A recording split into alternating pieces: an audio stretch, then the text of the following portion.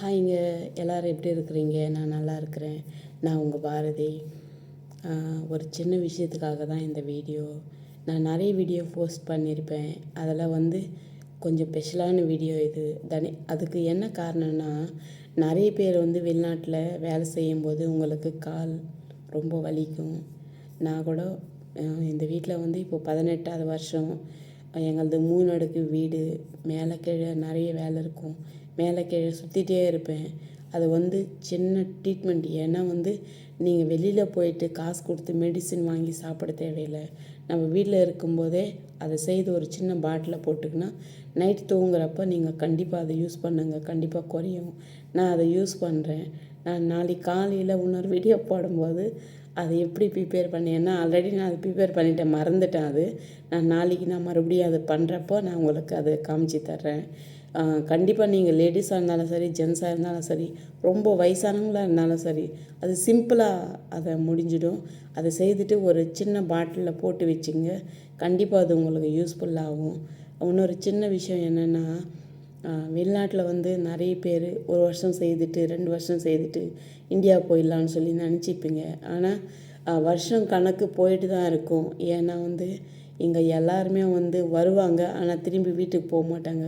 போயிட்டு மறுபடியும் வந்துடுவாங்க. ஆனால் உங்களுக்குன்னு சொல்லி கண்டிப்பாக சேவிங் எல்லாருக்கும் இருக்கணும். ஏன்னா நம்ம 10 ரூபா சம்பாரித்து அதில் 2 3 ஆச்சு கண்டிப்பாக எடுத்து வச்சுவிங்க. உங்கள் தேவைக்கு அது கண்டிப்பாக யூஸ் ஆகும். அடுத்தவங்க கிட்ட போய் கை நீட்டாதீங்க. அதே நம்ம கவர்மெண்ட் ஜாபு வேலை செய்கிறதா இருந்தால் நம்மளுக்கு ரிட்டையர்ட் ஆகிட்டா மாதம் கொஞ்சம் அதில் நம்மளுக்கு சேல்ரியில் அட்லீஸ்ட் பாதியில் பாதியாச்சும் வரும். ஆனால் இங்கே வேலை செய்கிற வரைக்கும் தான் வெளிநாட்டு வாழ்க்கை. நம்ம நல்லா இருக்கிற வரைக்கும் தான். நம்மளுக்கு வயசாகிடலாம், கை கால் வேலை செய்யாமல் இருக்கலாம், எழுந்துக்க முடியாமல் இருக்கலாம், உடம்பே சரியில்லாமல் இருக்கலாம். அப்போது யாரும் நம்மளை பார்க்க மாட்டாங்க. நீ எப்படி இருக்கிற, சாப்பிட்டியா, உடம்பு நல்லா இருக்குதா, யாரும் கேட்க மாட்டாங்க.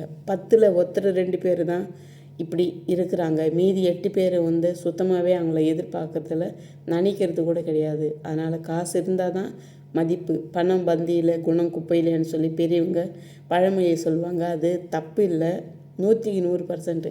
என் அனுபவத்தால் நான் சொல்கிறேன். எல்லாருக்கும் ப்ளீஸ் ரிக்வஸ்ட் பண்ணுறேன்.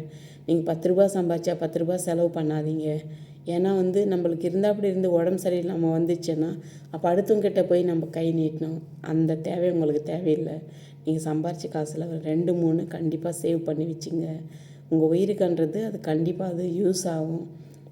எல்லாத்தை விட இன்னொரு முக்கியமான விஷயம் என்னென்னா, நைட்டில் தூங்கும்போது நம்ம நிறைய பொம்பளைங்க ஆம்பளைங்க நிறைய ஹார்ட் ஒர்க் பண்ணுறோம். அப்போ நம்மளுக்கு ரொம்ப கை கால் வலிக்கும். ஒரு சின்ன வேலை தான். நம்மளுக்கு சால்ட் இல்லாமல் கல்லுப்பு இருக்குது பார்த்தியா, நம்ம வெதப்பான தண்ணியில் நம்ம ரொம்ப உடம்பு வலிக்கிறதா இருந்தால் நம்ம குளிக்கிற தண்ணியில் பக்கெட்டில் போட்டுக்குங்க. இல்லை ரொம்ப வலிக்கான்னா அப்போ அகலமான ஒரு கூடை மாதிரி வச்சுட்டு அதில் கொஞ்சம் சுடு தண்ணி போட்டுட்டு கால் நனைகிற மாதிரி அதில் கல்லுப்பு இந்த கையில் ஒரு பிடி அதில் போட்டு நல்லா கலக்கிட்டு இந்த 2 காலையும் அதில் வச்சிங்க. அந்த நரம்பில் இருந்து நம்மளுக்கு அந்த ஹாட் வாட்டர்லேருந்து உடம்பு நம்மளுக்கு கொஞ்சம் நல்லாயிருக்கும். ஒரு 15-20 மினிட் அது மாதிரி வச்சிங்க.